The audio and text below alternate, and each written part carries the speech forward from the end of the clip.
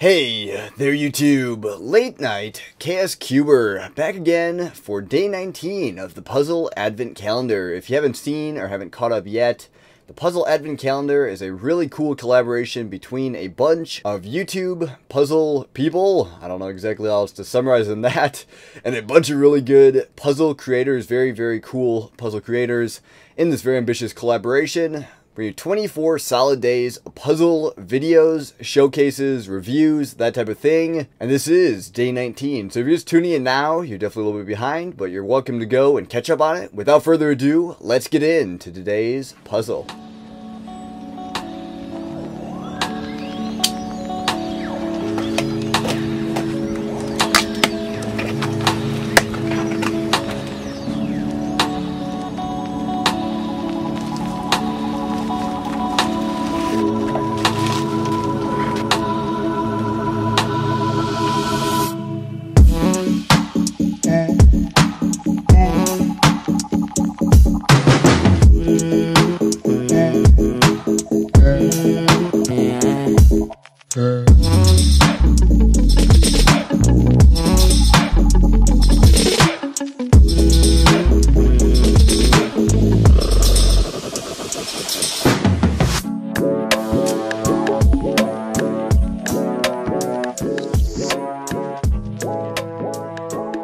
Okay, and with all the fancy shots out of the way, here is the puzzle. I was sent this by Beatles Cuber. I don't believe I mentioned that before. And as you can hear here, here's some initial turns on it. This is a really cool puzzle. As you can see on each of the different sides here, it looks kind of like a 3x3 design, has a 3x3 grid, but there are 5 sides on the sides here, and then obviously the kind of pentagonal faces on either side. This is actually what would be called a Pentagonal Prism puzzle. This is something that was designed, or at least first shown in Tony Fisher's, I believe, catalog in the early 1980s, and eventually made by Lee Tut in the 1990s. Obviously, Lee Tut was the guy behind the Tut Minx, which I have one of the limited edition ones right here, made by Very Puzzle, and definitely some other really cool designs. So basically, the movement on this puzzle is going to be on these faces right here. You can move these in 90-degree increments as many times as you want, and actually I should calculate that. It's not 90 degrees because this is not a 4-sided, but rather a 5-sided cube, so I'll put that up on the screen. I'm bad at math, all that. But basically, it can turn one rotation, and it is going to be turnable once you turn that one rotation in any direction there. What's different from a normal 3x3 and more like a keyboard in this case is actually going to be returns like this. A normal 90-degree turn like that is not actually going to allow the puzzle to move in this direction. You have to do a 180-degree turn in this direction if you want the puzzle to move on this axis. So this makes the solve very interesting, and also pretty simplistic in this case because it's not going to be quite like a cuboid, which has some other jumbling moves and similar. This one is just going to be simple moves like this. You can kind of move the face like that.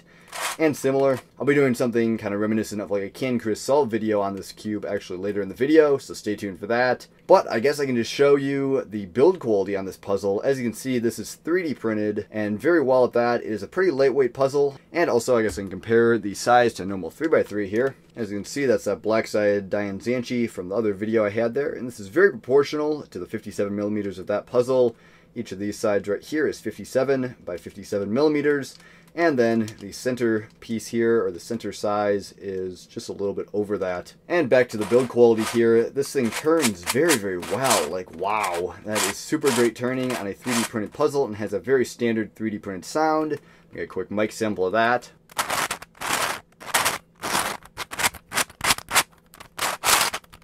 And let's see if it has a corner cutting. I'm going to be pretty careful with this puzzle. And there you go, it even does corner cut. That is really impressive out of a standard 3D printed puzzle like that. And also something very cool, and something I'm sure you notice right away, is the stickers, or should I say like 3D printed kind of circles here. I'm pretty sure that's what those are. I'm pretty sure those are 3D printed on there. And wow, that is such a cool way to do the stickers or the colors on this cube, as you could say with that. And as you can see, the color scheme here is yellow opposite black, red opposite kind of the green orange side there, and purple is kind of, I don't know, something at some angle to blue there. Really just a loss for words on how more to describe this puzzle. I'm not really sure of the mechanism, and I don't think I'm going to be able to open it up here, maybe very carefully. Let me play around with that for a minute here and see if I can very carefully open it. And there you go. I was able to get the side out right here, and I'm going to be very careful removing these pieces just to make sure I do not cause any damage to the puzzle. But if we put those together right there, as you can see, those are the side, edge, and corner pieces. Resemble quite strongly like a normal Rubik's brand design, but with a couple minor changes, and definitely a little bit of a tolerance change to allow them to move so smoothly, but something very basic there, and also fully solid pieces with kind of a grid on the inside there, which is very reminiscent of some of these 3D printed puzzles. All I can say is a very, very well executed design on Beatles Cuber's part, and wow, this is a really cool puzzle. Mainly just impressed with how nice these shades look and how nice the sticker type things there look. I'm kind of hesitant to call them stickers because, like I said, they are these kind of textured 3D printed rings on the puzzle. And just the overall turning quality of this puzzle. This is going to be very, very fun to see if I can solve, and maybe even how fast I can solve this puzzle. I don't have anything really exactly like this. This is kind of like maybe one of those cheese puzzles you used to be able to get, or something similar, but I don't really think there's anything mass-produced on the market exactly like this. Okay, so I guess that's really going to be about it for what I can tell you about this puzzle. As you can see, 3D printed, kind of has that hollow inner there. Showed you the mechanism there briefly, and just all in all, a very, very cool design. And I guess I'm going to get on to trying to solve it. So first off, I guess would be the scramble.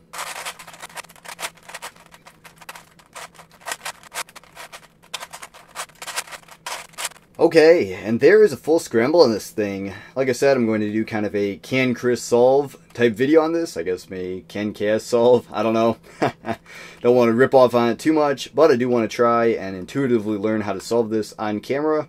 So I guess let's get to it. First off, I see this kind of blue and red centers there, and I see the blue and red edge piece, and I'm pretty sure I can rotate and get those in line. So I think the first thing I'm going to do is get this entire layer in line.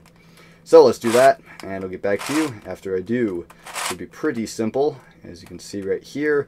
Just some simple moves that would be kind of like a keyboard move there. And as you can see, I have two that are swapped here, so let's figure out a simple thing to fix that. Which usually, like on a 1x1x3, you'd go around the perimeter like this, and that would solve it. And that did it.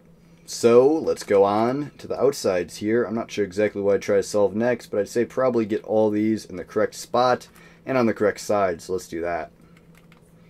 Let's start with the black side here.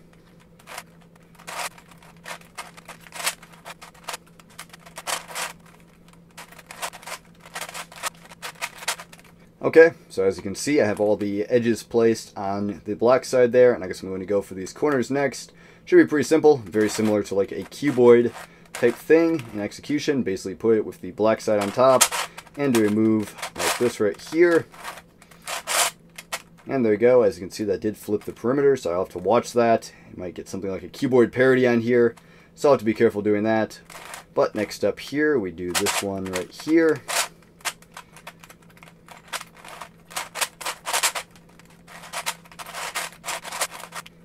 And there you go. As you can see, the black side is solved, but now this perimeter layer is kind of messed up, so I'm going to have to figure out how to solve that.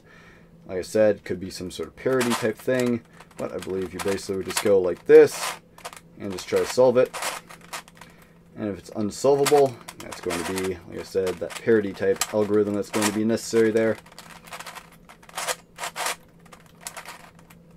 And that would be just like that. So I'll have to figure that out in a minute. Let's go on to solving the yellow side.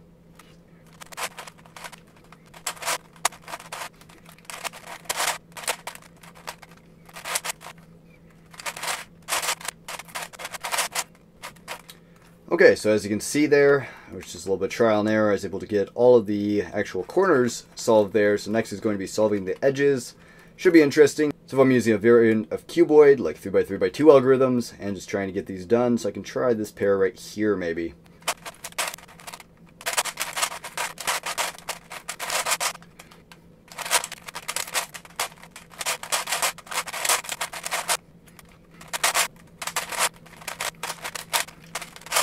And there you go, it is solved. Oh man, that took quite a bit longer than I was really hoping to get this thing solved. And basically how I did it was just kind of a big assortment of different keyboard algorithms and things that I knew, and just a lot of random turning and luck and that type of thing.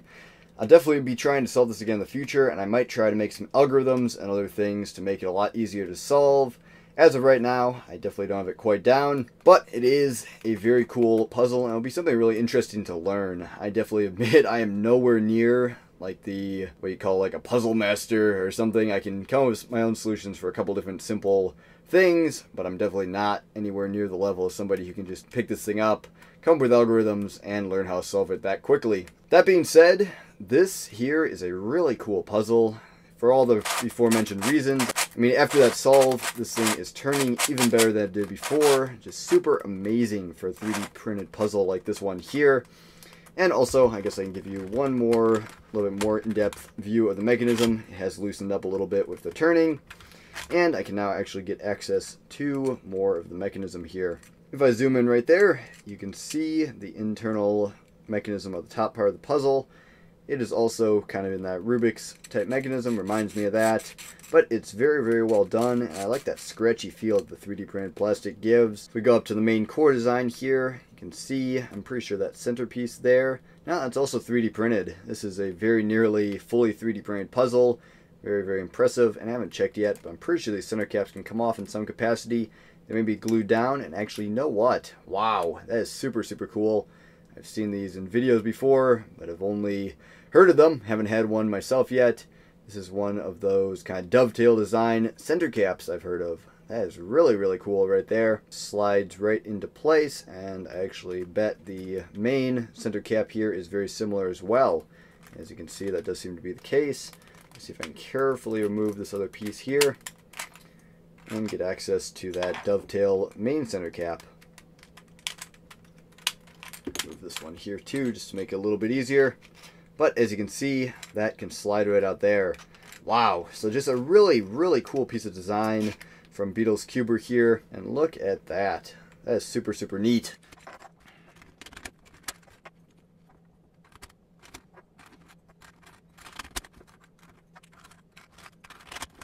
Okay, and now that's back together, I guess there's really not a lot more to say on this puzzle. I mean, it can be seen in the video, and I've told you what I can about it. This is a really, really neat design and a really neat puzzle, reviving a dead design as far as I see it, and making it in such a nice way as this one is. Obviously, turning is very, very nice. Very impressed. Thank you so much to Beatles Cuber for sending this out to me, and I'm really glad to have this in my hands to take a look at and do a video on. That being said, that's about what this video is going to end for today. Thank you so much for watching. Make sure to check out the rest of the videos in this collaboration. I'll put up on the screen who's coming after me here in the Puzzle Advent Calendar. Make sure to stay tuned for that video going up tomorrow. This is day 19, like I said, and I will make sure to link all the other participants in this thing in the comment section below, so go make sure to subscribe and check those guys out. Lots of talented designers, lots of talented video creators in this collaboration, and I'm really happy to be a part of it. So again, I guess that's going to be about it for today. Thanks for watching. Like, comment, subscribe below if you enjoyed. Stay tuned for another video next time. Cuber out. Goodbye.